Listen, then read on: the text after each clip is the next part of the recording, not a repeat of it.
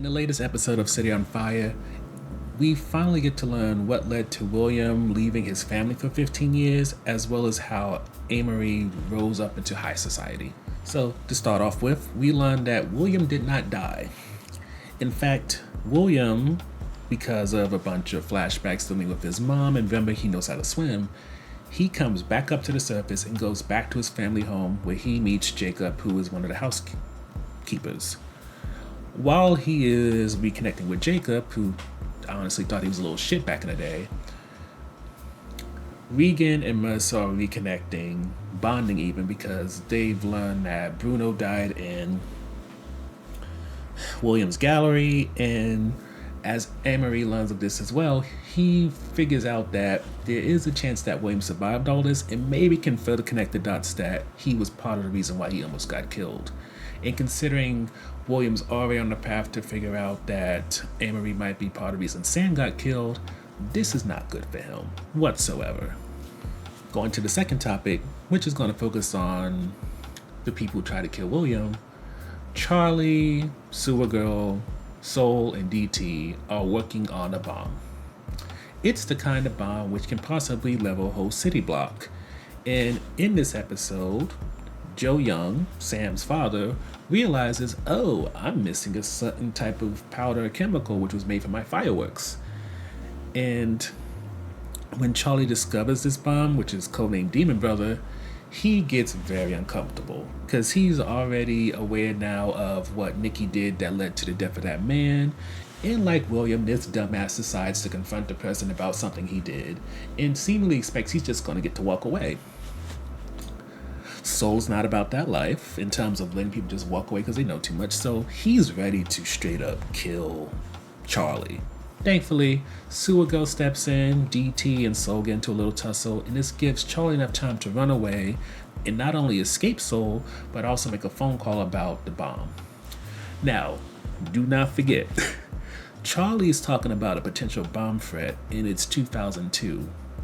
Charlie's already wanted for, I forgot if it's for arson or whatever, but the combination's not good. Terrorist threat with a bomb, 2002, not too far beyond 9/11, so needless to say, the next two episodes are gonna definitely have Detective Parser and Detective McFadden on high alert. But at the very least, they're making progress. Detective Parser, he doesn't make as many moves as Detective McFadden, but McFadden does get to do a few things.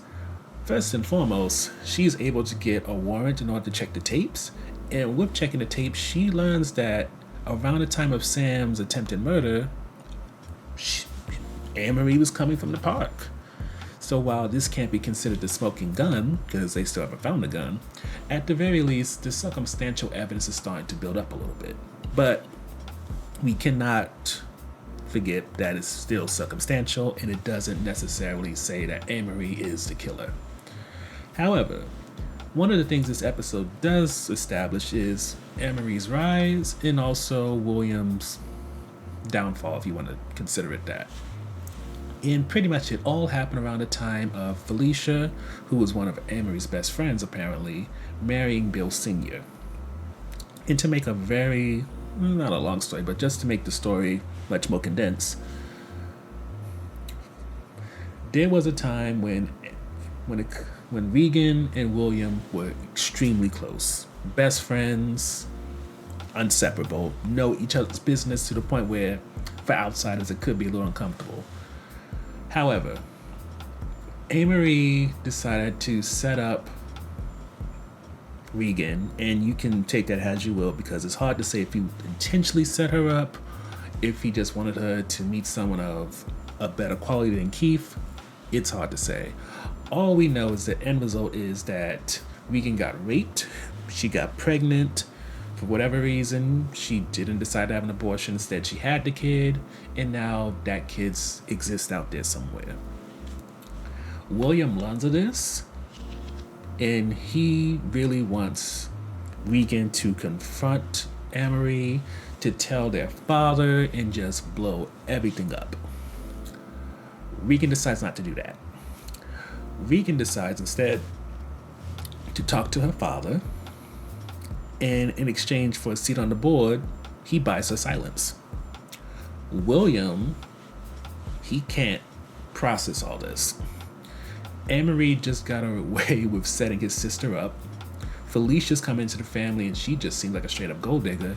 And Bill Sr. is willing to sweep a major event, a very big piece of trauma of his daughter's life, in order to keep the peace and so that her name doesn't get tarnished when she eventually takes over the business. With all that, William decides that he can't stick around, he's going to leave, and that is the last time those two saw each other for almost 15 years. However, in this episode, William, with Jacob, break into Omri's cottage at the family estate, which for some reason he keeps all of his secrets, because the way that Anne-Marie rose from an adopted kid and then became one of the most powerful men in New York City is through blackmail and extortion. He hired PIs, bellboys, anybody you can name to get information, and with that, he rose up in ranks and he has files on damn near everybody. And with having access to these files now, William has even more evidence that could potentially take down Anne-Marie. The only thing is, once Regan or Mercer, who meet William at the family estate, potentially reveal to Anne-Marie that not only is William alive, but now he knows all these things, how much longer he stays alive, never mind those records don't get destroyed, is hard to say. So the first highlight when it comes to this episode is that with us learning why William left the family, it did so much for Regan. And I gotta admit, maybe it's a fault of mine. I think when it comes to female characters that are subtle, it's much harder to get into them. For I think at this point in time, so much effort is made into making strong female roles, ones who can get some type of reaction out of you because of big personalities, the things they do and stuff like that, that when you get a subtle female character, it's just like, it almost sometimes feel like we're stepping backwards, and it's back to that whole, the woman's just made to be a catalyst for a male character type of thing. Yet, in this episode, you realize that when it comes to Regan, she's in this weird balancing act. She wants to be able to appease her wild child brother while still be the kind of daughter that her father will eventually allow to take over the family company. Especially since, who knows, maybe he, that be Bill Sr., one time thought William could take over the company, but once he learned his son is an artist and is a bit too reckless, he then had to shift everything to Regan, and not because he wanted to, but because that was his only option left.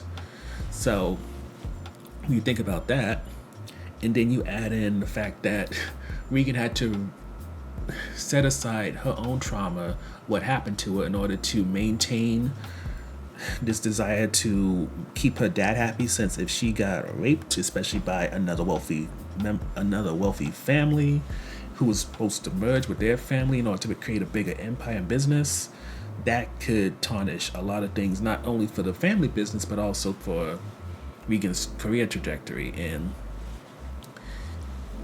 taking note of that, it really pushes you to understand that Regan is somebody who has tried to be the good girl for so long, to not be dramatic, to not cause too much of a fuss, that similar to Shauna on Yellow Jackets, she's just come to the point where she's dealt with too many disappointments, too many things that have become out of her control, and now she's potentially at that point of snapping.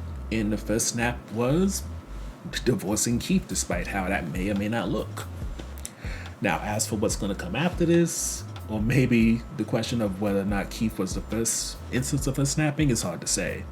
But I wouldn't say that she potentially is the one that shot Sam. So the last highlight and topic for this episode is Anne-Marie, and that's because he is just a top-notch villain at this point. And I would even say he's kind of unmatched in terms of what we've seen in villains for, I would definitely say this year at the very least. Because if this was any other show, I could picture Anne-Marie as the lead and you kind of rooting him on, if not admiring him in some ways. He's taken the secrets of the rich and the wealthy, using them against them in order to build himself up, and I would even say in terms of Felicia, taking his friends along the ride, setting them up for life, and making sure that he's not the only one that benefits from all this. Now, does this mean that Amory is a good person? Not at all. But you can definitely tell that the way that this is written, they're using the process that all villains probably see themselves as heroes in their own story. And with that, I can further appreciate how the writing is done on City on Fire, even if there's still certain things that I still wonder about, like Soul's background, which I'm gonna probably keep bringing up until they finally tell us what happened to this man to make him like this. Overall, as Amory villainy deepens, Regan finally pulls herself out of a hole as a character, and then William discovers so much that opens the door to potentially Amory being the person who killed Sam. All I can say is between that and also that bomb that Nikki has, the last 2 episodes, pardon the pun, are gonna be bombastic.